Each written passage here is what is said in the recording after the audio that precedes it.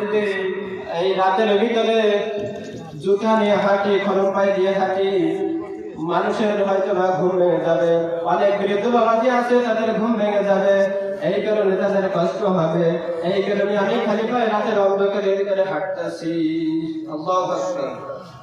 যে তারা সাহাবী হওয়া সত্ত্বেও তারা জান্নাতি সাহাবী হওয়া সত্ত্বেও তাদের ভিতরে কতটুকু বিনয় আর কতটুকু অহংকার, আর আমাদের ভিতরে কত অহংকার, কত ফখর, কত গৌরব।